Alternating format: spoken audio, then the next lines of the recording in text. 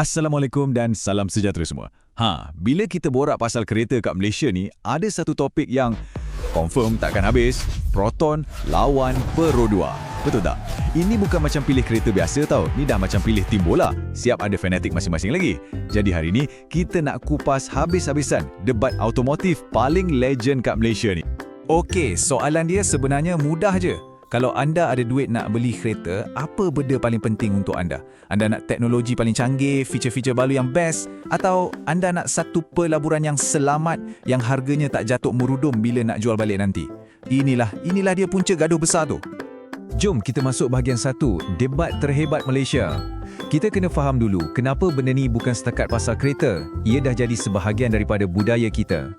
Dan pergaduhan antara tim Proton dengan tim Perodua ni, memang tak boleh bawa bincang. Macam yang tertulis ni lah, ia jadi bahan gaduh kat mana-mana je. Dalam grup WhatsApp, kat Facebook, forum-forum, sampailah ke meja mamak. Masing-masing rasa jenama dia yang paling betul, paling power. Okey, bayangkan gelanggang tinju. Dekat satu bucu, kita ada Proton.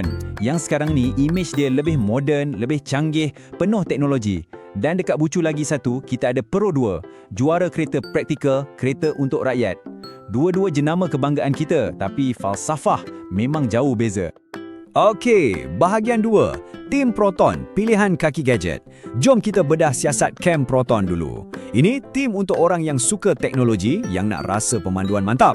Inilah senjata utama Proton. Dengan harga yang lebih kurang sama, dia bagi kita macam-macam benda. Keselamatan, 6 beg udara, ada ESC untuk elak kereta terbabas. Paling penting, handling dia. Rasa pemanduan tu padu, sedap layan seleko. Yelah, kan ada sentuhan kejuruteraan dari Lotus. Senang cerita, anda bayar harga kereta Jepun, tapi dapat rasa macam bawa kereta Eropah. Inilah ayat yang selalu keluar dari mulut peminat Proton. Bagi dorang, pengalaman memandu tu nombor 1. Rasa feel kereta yang melekat atas jalan, responsif, stabil. Itu satu kepuasan yang tak boleh dibeli dengan duit. Bayar sama, tapi dapat lebih kan? Sekarang kita ke bahagian 3, tim Perodua, pilihan play safe. Kita beralih pula ke kem sebelah. Strategi dorang ni, sangat berbeza.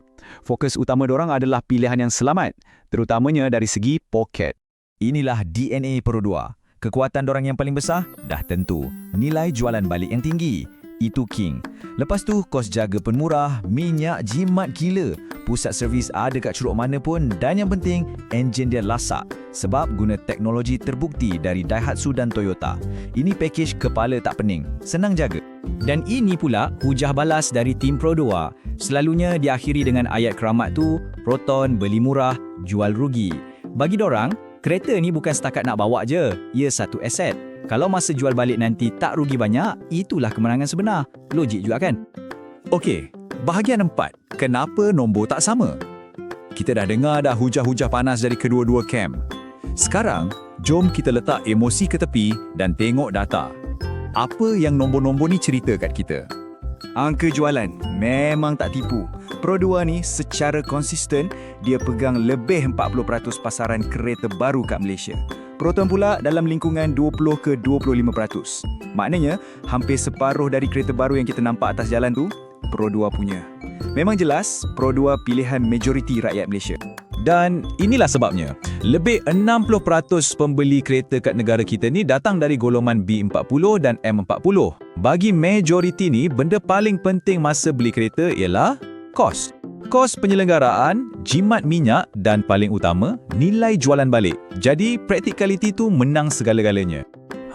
Yang ni paling jelas. Tengok beza nilai jualan balik lepas 5 tahun. Perodua masih boleh kekal 60 ke 70% dari harga asal. Proton pula jatuh sampai 40 ke 50%. Beza 20% tu bukan sikit tau. Kalau kereta harga RM50,000, beza dia boleh jadi sampai RM10,000. Banyak tu. Persoalannya sekarang, kenapa boleh wujud jurang kepercayaan dan nilai yang besar sangat ni? Kenapa orang ramai lebih percaya pada nilai Perodua? Jawapannya, ada pada sejarah. Inilah hantu masa silam yang Proton terpaksa lawan. Stigma pasal power window rosak dari zaman 90-an tu sampai sekarang orang duk sebut lagi. Lepas tu datang pula isu hos penyejuk minyak atau OHC kat model Exora. Walaupun model-model baru Proton sekarang ni dah jauh lebih berkualiti, persepsi lama tu susah nak hilang. Orang dah cop dalam kepala. Jadi, kalau nak ringkaskan, inilah dia. Proton sentiasa kejar teknologi baru, nak bagi prestasi terbaik, tapi dia dibayangi reputasi lama. Pro 2 pula, dia main safe, dia kekal konsisten, guna teknologi yang dah terbukti lasak dan fokus pada kos pemilikan yang rendah. Dua strategi yang totally berbeza.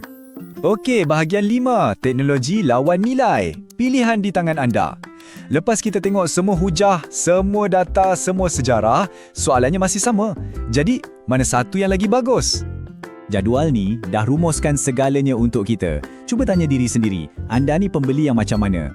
Kalau anda utamakan rasa pemanduan, suka teknologi dan mungkin ini kereta kedua anda, Proton nampak macam pilihan yang sangat berbaloi. Tapi, kalau anda pembeli kereta pertama, bajet tu ketat dan nilai jual balik tu sangat-sangat penting, maka Perodua 2 adalah pelaburan yang jauh lebih selamat. Jadi, inilah kesimpulan dia. Sebenarnya, tak ada jawapan mutlak siapa pemenang antara Proton dan Pro 2. Pemenang yang sebenar adalah pembeli itu sendiri. Pembeli yang betul-betul kenal diri dia dan tahu apa yang dia perlukan daripada sebuah kereta. So, saya tinggalkan anda dengan soalan terakhir ni untuk difikirkan. Antara teknologi canggih dan pemanduan mantap Proton dengan nilai jualan balik yang kukuh dan ketenangan jiwa dari Pro 2, pelaburan mana yang lebih bijak untuk anda? Tepuk dada, tanya selera. Jawapan tu hanya ada pada anda.